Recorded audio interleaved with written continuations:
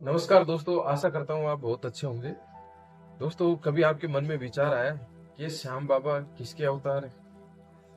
कभी आपने सोचा है, कभी गहराई से अपने दिमाग पे जोर डाला है? सब बोलते हैं कि श्री कृष्ण का अवतार है, लेकिन मेरे अपने कुछ अलग विचार है। मैं अपने विचार रखना चाहता हूँ और ये सिर्फ मेरे ही हैं। इसको अगर कोई भक्त दिल से ना ले और कोई भी ऐसी चीज भावना ना लाए अपने अंदर कि भाई इसने ऐसा क्यों बोल दिया। मेरा अपना ओपिनियन है, मेरा ऐसा मानना है, मेरे ऐसे भाव है, इसलिए ये चीज मैं आपको बताने जा रहा हूँ। अगर आपको भी ऐसा लगता है तो आप कमेंट करके आप बता सकते हैं कि आपके मन के भाव क्या है और क्या सच में ये चीज रिलेट करती है इस चीज को, कि उससे संबंध रखते हैं श्याम बाबा, श्याम जी जो खाटू श्याम जी हैं। क्या आप उनसे एग्री, मेरे विचारों से एग्री करते हो? तो प्लीज कमेंट कर। दोस्तों, मेरा मानना है कि श्याम बाबा का अवतार अचानक से आना, वो भी महाभारत काल में श्री कृष्ण के सामने, तो ऐसा कौन कर सकता है? उनका आज आप अगर मैंने उनका जानने की कोशिश भी करी बहुत सारी, लेकिन उनका अचानक से महाभारत में आना और एक ऐसा महायोद्धा जो तीनों लोक को तीन बाण से अकेला छेद सकता है, अकेला सब पूरा विनाश कर सकता है, तो ऐसी क्षमता किसमें है? कभी गहराई से सोचिए ये चीज, कभी गहराई से सोचिए ये बात। जो एक बाण से तीनों लोगों को समाप्त कर सकता है, तीनों तो छोड़ो, उन्होंने यही बोला था। और अगर तीनों लोगों को मिटा सकने वाली क्षमता किसमें है? और वो योद्धा, इतना महान योद्धा, महाभारत काल में सबकी नजरों से बचा रहा। युद्ध छिड़ने वाला पूरा महाभारत, पूरा भारतवर्ष लगा है उसमें, पूरे एक से एक बढ़कर योद्धा उसमें शामिल हो रहे हैं। और एक इतना बड़ा योद्धा, उसका कोई अचानक से आना और फिर श्री कृष्ण से मिलना, ये इसका मतलब क्या है? आपने कभी गहराई से सोचा ये चीज? कि उसको कोई आमंत्रित नहीं करता, ऐसा योद्धा जिसके पास सिर्फ तीन बाण है, एक ही बाण में पूरा महाभारत खत्म कर सकता है, एक विजय हासिल करवा सकता है। ऐसी क्षमता किसमें? कभी नोट किया आपने ये चीज? और श्याम बाबा, जो बाबा वर्ड है, ये किसके पीछे लगता है? कभी नोट किया है? श्री कृष्ण बोलते हैं कि श्री कृष्ण का अवतार है।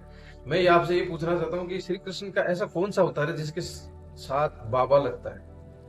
बाबा किसके साथ में लगता है? आप ये खुद अपने से डिसाइड करें, मैं नहीं बोलने वाला।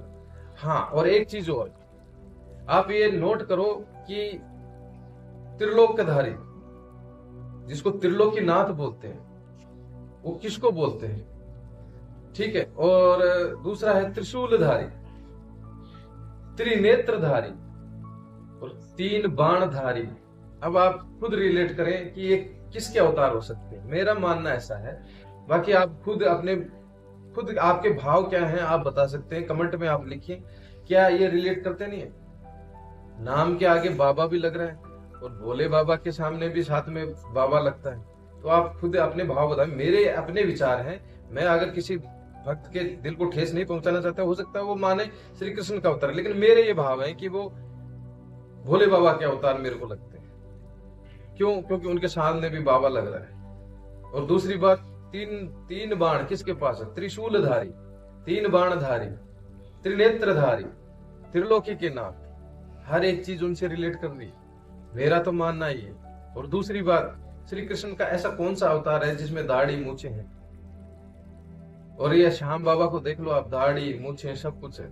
ये किसके साथ रिलेट कर रहे? मुझे जहां तक लगता है, ये मेरे विचार है, फिर मैं बोलता हूँ कि मुझे भोले बाबा का ही अवतार लगते हैं। और आपने अगर शिव चालीसा पढ़ी है तो उसमें आप पढ़ के देखिए, एक चौपाई आती है जो मैंने पढ़ी, उसमें मैंने ये ऑब्जर्व भी किया कि सहस कमल में हो रही धारी, कीन परीक्षा तवे पुरारी, एक कमल प्रभु राघव जोई, कमल नैन पूजन जय सोई।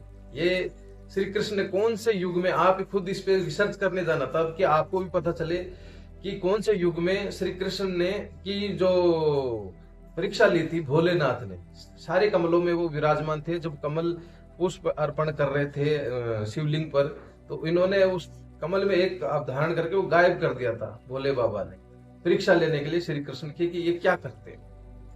तब उन्होंने क्या किया था कि ये हमारे जो नयन है वो भी तो एक कमल की भांति हैं, पुष्प की भांति हैं। उन्होंने ये कमल, अपना एक आंख उनको फिर अर्पित की थी। श्री कृष्ण ने। मुझे ऐसा लगता है कि उसी कर्ज को उतारने के लिए भोले बाबा ने यह अवतार लिया था, और अचानक से आए थे, अचानक से प्रकट हुए थे युद्ध में। और उस वक्त श्री कृष्ण को पता था कि वहां से आने वाले हैं और वो भोला बाबा ही हो सकते हैं। तो ये आप मान सकते हो श्री कृष्ण वहां खुद स्वयं मौजूद है, तो उनके अवतार कैसे हो सकते हैं। वो दूसरा, उन्होंने तो इतना बोला था कि आप मेरे नाम से पूजे जाओगे, क्योंकि शिव जी रामचंद्र जी को देखा था आपने। रामचंद्र जी जब शिवलिंग की पूजा करते हैं तो वो आज रामेश्वर नाम से ही पूजा जाता है उस शिवलिंग को, क्योंकि भोले बाबा जिसने जिसको पूजा वो उसी के हो गए। तो यही कर्ज उतारने के लिए मुझे ऐसा लगता है कि श्री कृष्ण ने ऐसा उनके सामने रखा कि आप मेरे नाम से पूजे जाएंगे। ये उन्होंने अपना कर्ज अदा किया। श्री कृष्ण ने क्या बोला कि आप मेरे नाम से पूजे जाएंगे, श्याम के नाम से, श्री कृष्ण के नाम से पूजे जाएंगे। आपको क्या लगता है? आप कमेंट में लिख के बताइए दोस्तों, क्या ये बात सही एग्री हो इस मेरी बात से? तो प्लीज कमेंट में लिखना जरूर। अगर आप सच्चे भक्त हो, श्री कृष्ण को, अपने श्याम बाबा को मानते हो, आप बता सकते हैं मेरी ये भावना है, ये मेरे विचार है। अगर आप इससे एग्री करते हो तो कमेंट में लिख के जरूर बताएं। और मैं अगर इससे आप भी एग्री करते हो तो जय श्री श्याम, जय भोलेनाथ लिखना जरूर। दोस्तों ये मेरे भाव है। अगर आप भी इससे एग्री करते हो और आपके भी कोई इंटरेस्टिंग कहानी है और वो भी मैं आपको बताऊं तो मुझे कमेंट में बताइए, उसके ऊपर भी मैं वीडियो बना के आप तक पहुंचाऊं। और मुझे छोटे से इस प्यारे से चैनल को लाइक और सब्सक्राइब जरूर करना, ताकि ऐसी प्यारी प्यारी बातें और प्यारी प्यारी चीजें आपके लिए पेश कर सकूं। दोस्तों तो बाबा श्याम को तो आप जानते हो, अभी मेला भी चलने वाला है बाबा श्याम का, और होली भी आने वाली है। तो होली की आपको शुभकामनाएं, धुलंडी की शुभकामनाएं। आप रंगों भरे त्योहार को बड़ी प्रसन्नता से मेरे श्याम बाबा खाटू श्याम में आके मनाइए और जयकारा बोलिए, जय श्री श्याम, हारे के सहारे की। ठीक है, हारे का सहारा है वो सबका सहारा है। और मैं तो यही बोलता हूँ श्याम जैसे बनिए और उनके जैसे शीश का दानी महाबलवानी, उनके जैसा दानी बनिए, अपना सेवा भाव रखिए और सभी की सेवा कीजिए, वो हर एक की सुनते हैं। तो दोस्तों मेरे ये भाव थे, मेरे ये विचार थे कि मुझे ऐसा लगता है कि वो भोले बाबा के ही अवतार है। और आप भी इस चीज से रिलेट कर रहे होंगे कि मुझे जो जो घटनाएं मैंने बताई कि परीक्षा लेते वक्त उन्होंने आंखों, जो अपनी आंखों का दान किया, और शिव जी ने फिर उसी को क्या किया, अपना शीश ही दान कर दिया।